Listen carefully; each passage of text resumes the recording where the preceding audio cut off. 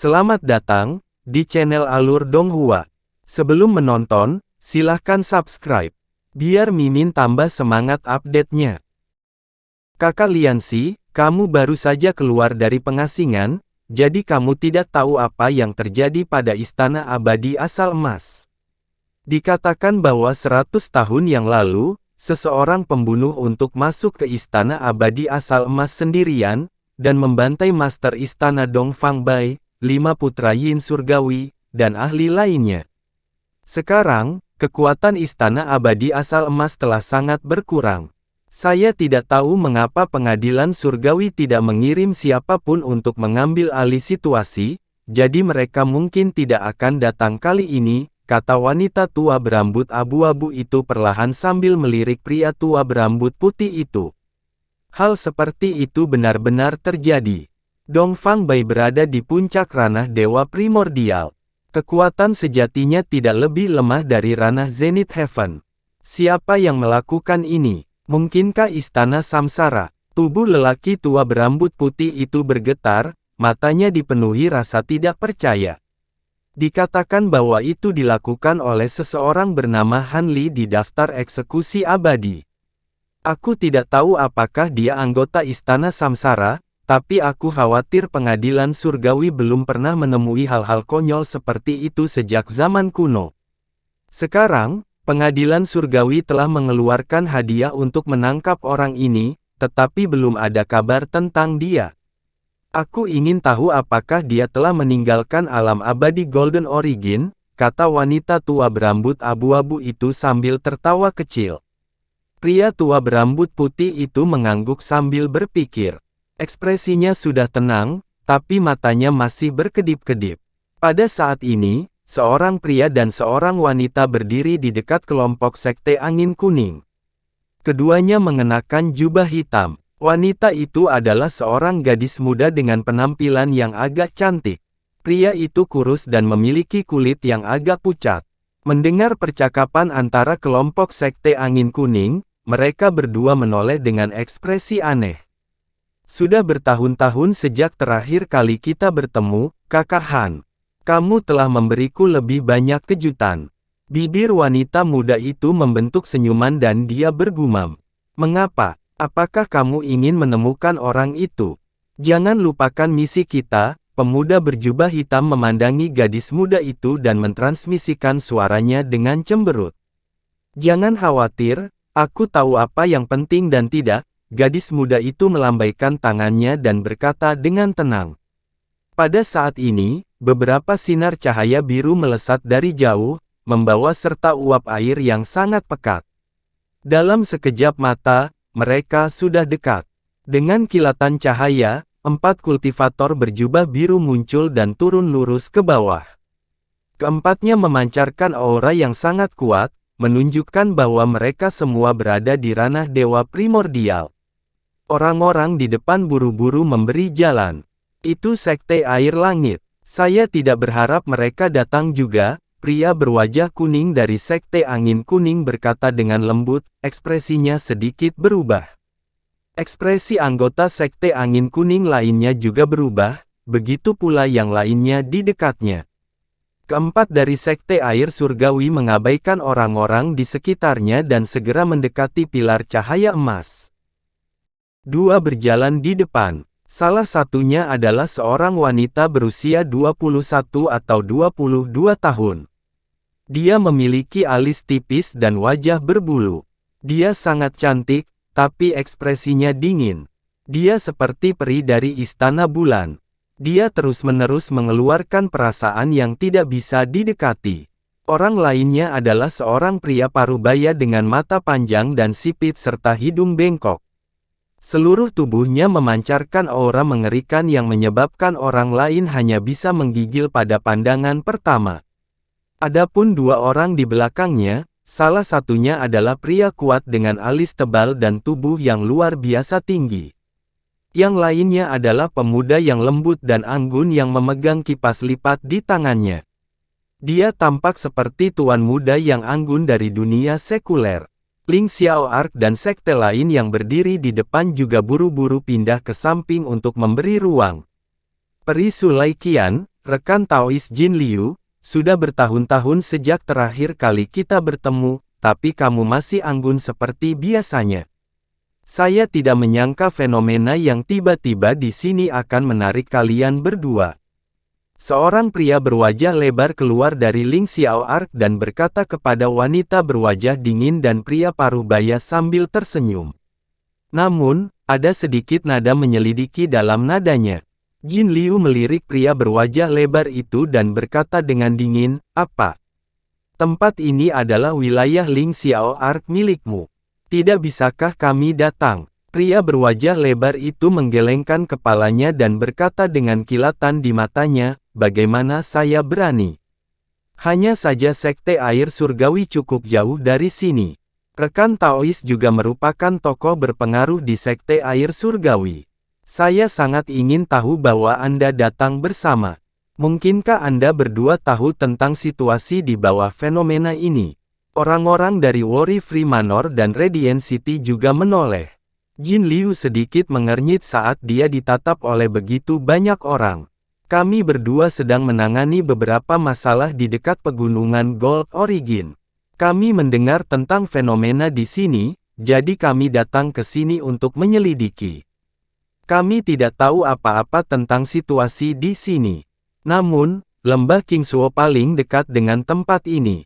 Seharusnya ada beberapa petunjuk, bukan?" Su Liqian menyela. Suaranya dingin, tapi penuh keaktifan. Dia kemudian melihat sekelompok kultivator berbaju hijau tidak jauh dari sana. "Meskipun lembah Qingsuo saya paling dekat dengan tempat ini agak sepi dan jarang dikunjungi. Oleh karena itu, saya tidak pernah memperhatikan tempat ini sebelumnya. Namun, saya sudah mengirim orang untuk menyelidiki. Kol ini namanya Kol Qingxi. Memang agak aneh. Ada Whitehead Valley di Qingxi Kol. Menurut beberapa manusia di dekatnya, ada mata air jernih di lembah ini. Setelah berendam di dalamnya, bisa membuat orang tua yang sekarat kembali ke masa mudanya. Namun, pegas bening saat ini terbungkus pilar cahaya dan tidak dapat diselidiki." Seorang pria tampan berbaju hijau berjalan keluar dari kerumunan lembah Qingsuo dan buru-buru menjelaskan, seolah-olah dia takut menjadi sasaran kritik publik. "Membuat orang kembali ke masa mudanya. Itu agak aneh. Mungkinkah ini terkait dengan hukum waktu?" Mata air itu adalah air waktu yang legendaris. Sedikit kejutan melintas di wajah Su Liqian saat dia menebak. Betapa berharganya air waktu. Mengapa itu muncul di tempat terpencil seperti itu? Manusia itu bodoh. Mungkin mata air yang jernih tidak ada hubungannya dengan fenomena pilar cahaya ini. Jin Liu menggelengkan kepalanya. Su Liqian melirik Jin Liu dan tidak berkata apa-apa. "Haha, rekan-rekan Taois, Anda telah tiba begitu cepat. Saya, Lei Che, terlambat." Suara nyaring tiba-tiba terdengar dan bergema di atas kolom. Ketika semua orang mendengar suara itu, ekspresi mereka berubah dan mereka melihat ke atas. Jin Liu juga mengerutkan kening dan melihat ke arah cakrawala yang jauh. Ekspresi Su Liqian menjadi dingin dan seluruh tubuhnya tiba-tiba memancarkan niat sedingin es. Cahaya keemasan muncul di cakrawala. Pada saat berikutnya, itu dengan cepat menjadi cerah dan berubah menjadi bola cahaya seperti matahari keemasan. Cahaya bersinar sangat terang sehingga semua orang di Kol tidak bisa membuka mata. "Lei Yus, kamu sangat perkasa." Jin Liu mencibir dan melambaikan lengan bajunya. Lapisan cahaya biru seperti riak keluar dari sisi tangannya dan dengan cepat menyebar. Kemanapun ia lewat, cahaya biru menyilaukan yang ada di mana-mana menghilang seolah setengahnya diserap oleh cahaya biru. Seni Dewa Laut Kelabu rekan Daois Jin menjadi semakin indah. Saya terkesan. Cahaya keemasan di udara menghilang dengan sekejap dan dua sosok muncul dan turun. Yang di depan adalah pria kuat berusia 30-an.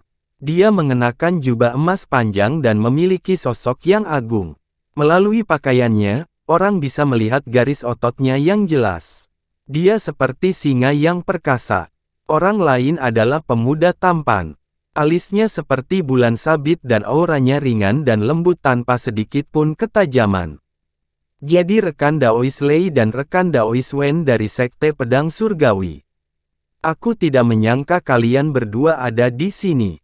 Senang bertemu denganmu. Pria berwajah lebar dari Sekte Abadi Ling Xiao dan pria berjubah hijau dari Lembah Qingsu melangkah maju untuk menyambut mereka.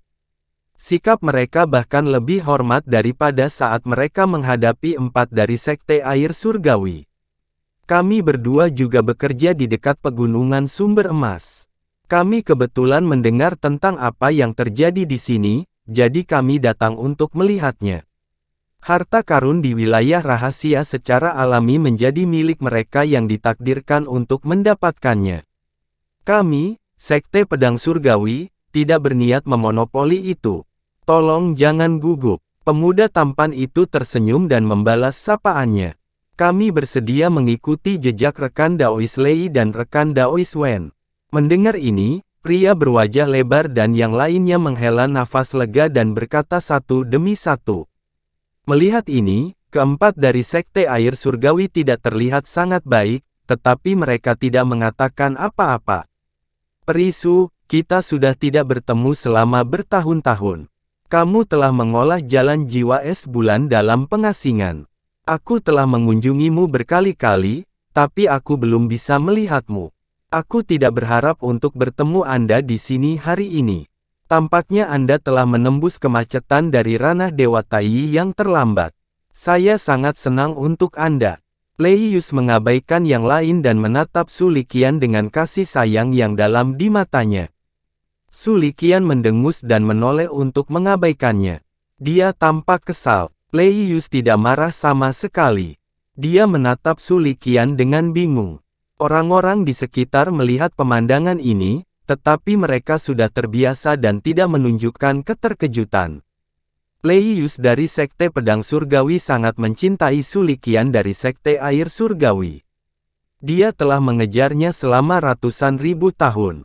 Ini diketahui semua orang di benua Sumber Emas. Keduanya cukup kuat. Apa itu Sekte Pedang Surgawi? Dekat Sekte Angin Kuning, gadis muda itu bertanya dengan alis terangkat. Sekte Pedang Surgawi dikenal sebagai sekte nomor 1 di domain abadi Sumber Emas. Itu lebih kuat dari Istana Abadi Sumber Emas. Lei Yuzu ini adalah wakil pemimpin Sekte Pedang Surgawi. Dia telah mencapai ranah Dewa Tai dan merupakan salah satu dari sedikit ahli di domain abadi Sumber Emas. Adapun pemuda tampan, nama belakangnya adalah Wen. Dia seharusnya adalah tetua pembawa pedang dari Sekte Pedang Surgawi, Wen Zong. Kekuatannya tidak bisa diremehkan. Mereka berdua, Su Liqian dan Jin Liu dari Sekte Air Surgawi adalah musuh kita.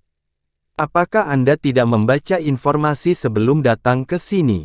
Saya sangat curiga tentang apakah pantas bagi atasan untuk membiarkan Anda mengambil alih masalah ini.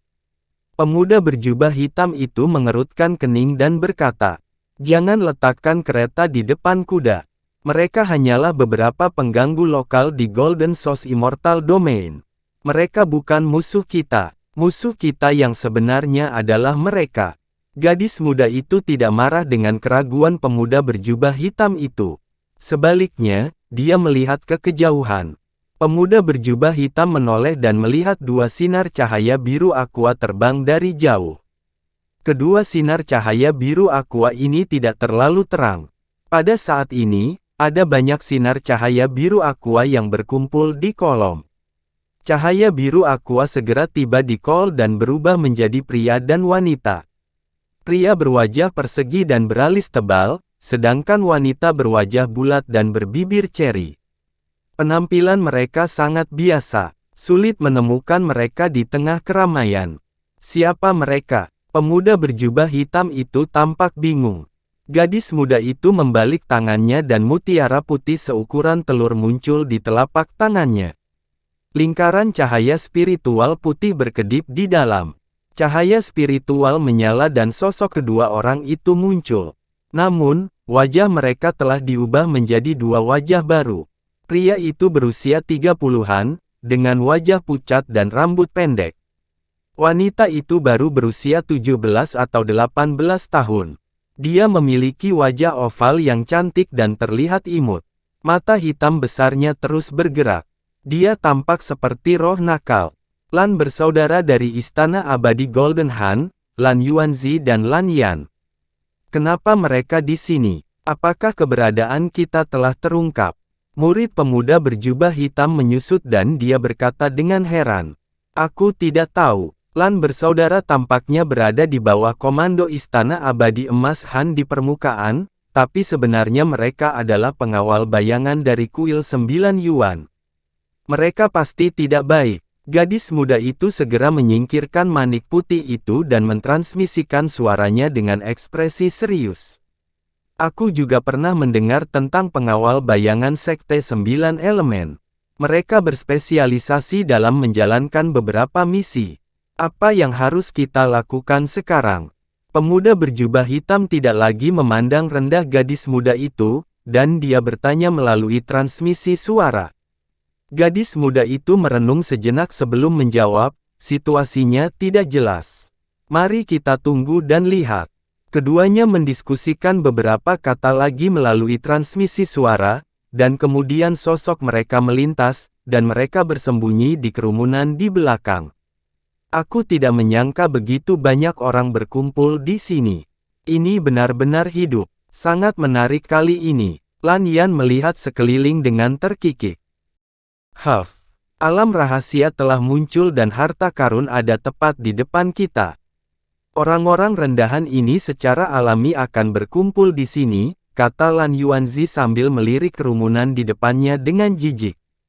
Lan Yuanzi memutar matanya ke arah Lan Yuanzi dan menggerutu dengan ketidakpuasan, "Kakak, kami datang ke sini karena kami mendengar bahwa dunia rahasia telah muncul. Meskipun tujuan kami berbeda dari orang-orang ini, pada dasarnya sama. Menurut apa yang telah Anda berkata, kita juga menjadi orang rendahan."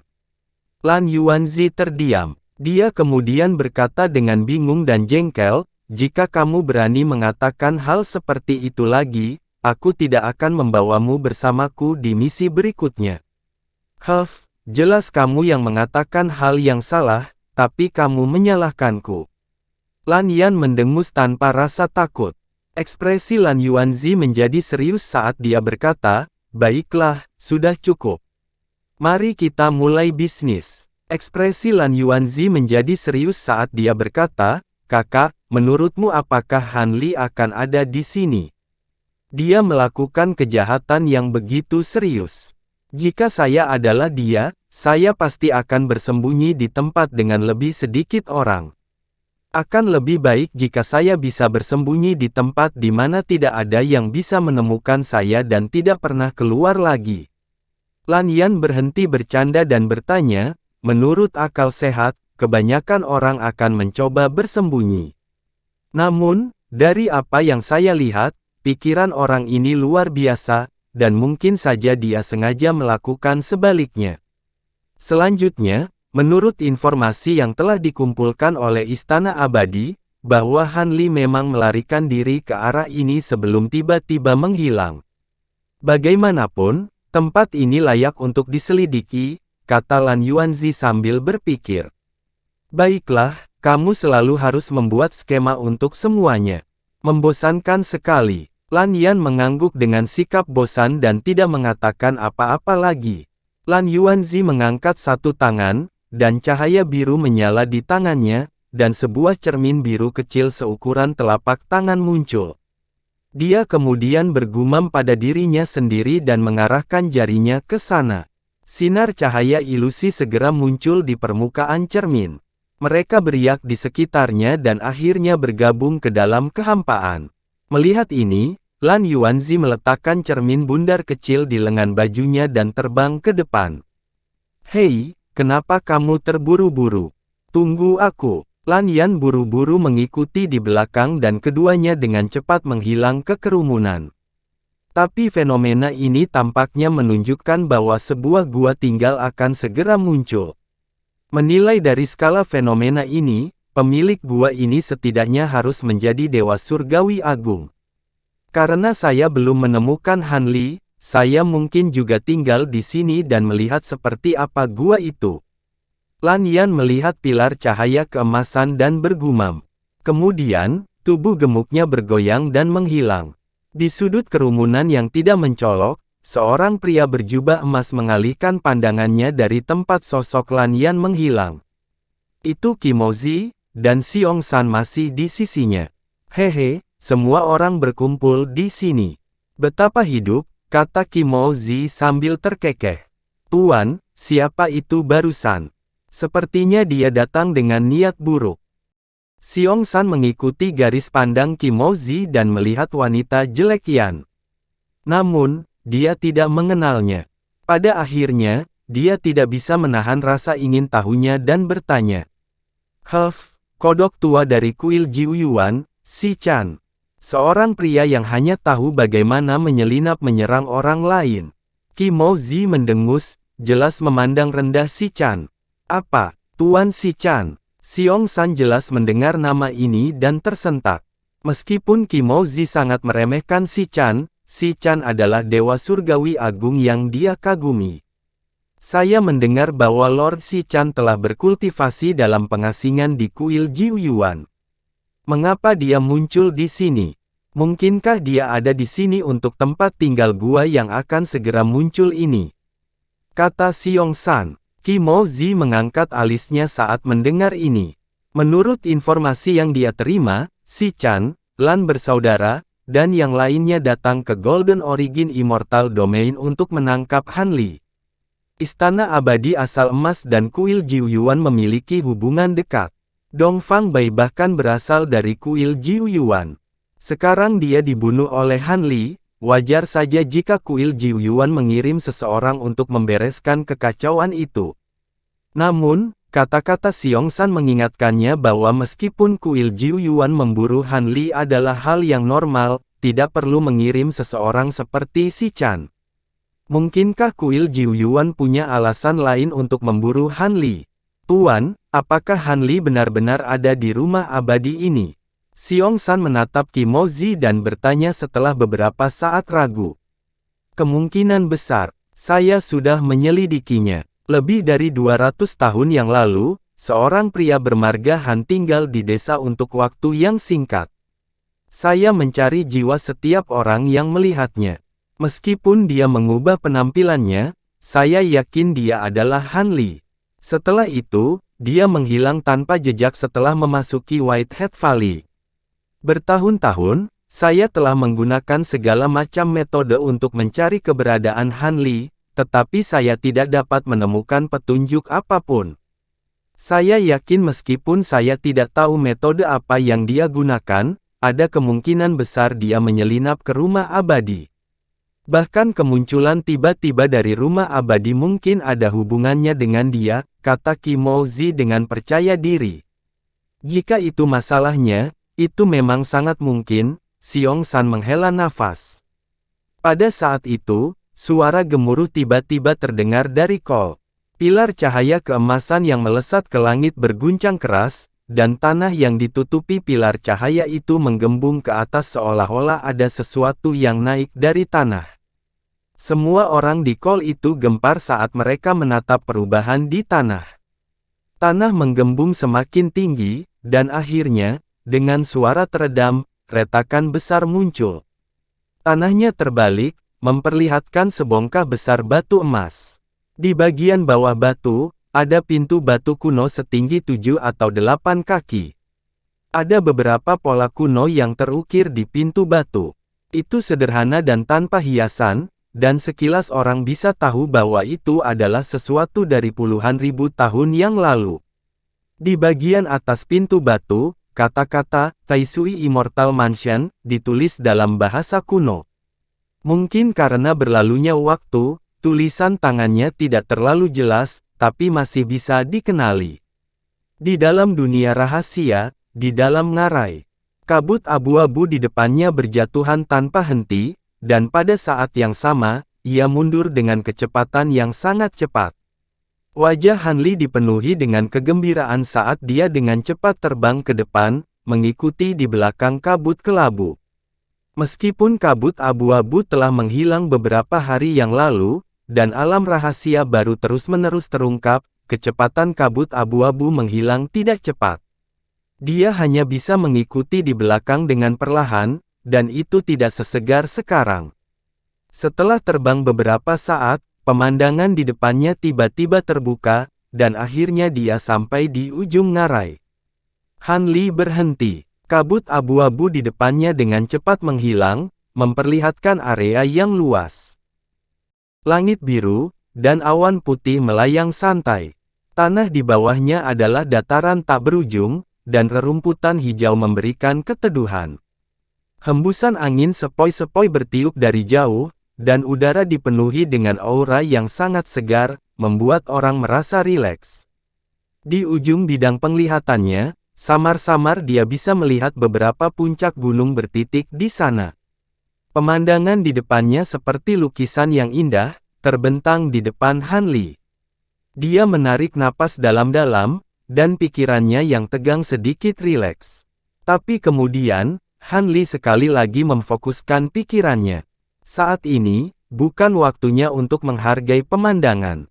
Dia bisa merasakan bahwa pintu masuk ruang jauh di dalam ngarai berfluktuasi tanpa henti, dan itu semakin intens, seolah-olah ada tanda-tanda itu akan terbuka lagi. Meskipun Han Li tidak tahu bahwa sudah ada puluhan ribu orang di luar, dia dapat menebak bahwa jika pintu masuk luar angkasa dibuka lagi, itu pasti akan menarik orang. Dia menghembuskan napas dengan ringan, dan kemudian menyebarkan indera ilahinya sepenuhnya, menyebarkannya ke segala arah. Saat berikutnya, matanya berbinar, dan permukaan tubuhnya menyala dengan kilat keemasan. Dengan petir yang keras, sosoknya menghilang, dan kemudian muncul di atas puncak gunung. Di puncak gunung berdiri sebuah bangunan paviliun putih, yang sepertinya dibangun dengan semacam bahan seperti batu giok, dan seluruh tubuhnya memancarkan semburan cahaya putih. Namun, paviliun putih itu dikelilingi oleh lapisan tirai cahaya putih, dan terlihat sangat luar biasa. Han Li mengangkat lengannya, dan benar-benar menggambar garis di void dengan satu jari. Cahaya pedang emas sepanjang 100 kaki terbang keluar dari lengan bajunya, dan menebas tirai cahaya putih di sekitar paviliun. Di mana cahaya pedang lewat, void di dekatnya berdengung dan bergetar, membuat suara siulan yang tajam, seolah-olah hendak dibelah. Pada saat ini, kultivasi Han Li telah menembus ke puncak ranah Dewa Tai, dan kekuatan pedang hangat awan bambu telah meningkat pesat. Namun, ketika cahaya pedang emas menebas tirai cahaya putih di sekitar paviliun, tirai cahaya berdengung dan bergetar, tetapi dengan keras kepala menahan serangan itu. Sungguh batasan yang kuat, Han Li mengangkat alisnya, dan dengan sekejap, dia muncul di depan batasan paviliun, dan meninju keluar, mengenai tirai cahaya putih. Tirai cahaya putih dan kepalan tangan Han Li bertabrakan, dan hancur seperti selembar kertas. Dia tersenyum sedikit, dan sosoknya jatuh ke paviliun. Setelah beberapa saat, dia terbang keluar dari dalam, dan alisnya terangkat, dan dia terlihat sangat bersemangat. Han Li tidak tinggal lebih lama lagi, dan dengan kilatan petir keemasan di permukaan tubuhnya, sosoknya menghilang lagi. Saat ini, di luar ranah rahasia, kediaman Tai Sui, ketika kerumunan melihat pintu batu naik dari tanah, kebanyakan dari mereka memiliki ekspresi bingung di wajahnya. Jelas, mereka belum pernah mendengar nama ini. Namun, Su Miaqian, Jin Liu, Lei Yus, dan yang lainnya sangat bersemangat. Jauh di sudut kerumunan, tubuh Kimozi juga bergetar, dan wajahnya dipenuhi keterkejutan. Melihat ekspresi Kimozi, Xiong San ingin bertanya, tapi tidak bertanya. Tai Sui, jadi tempat tinggalmu ada di sini. Bagus, bagus, datang ke Golden Origin Celestial Domain kali ini benar-benar pilihan yang tepat. Mata Kimozi berkilat penuh semangat.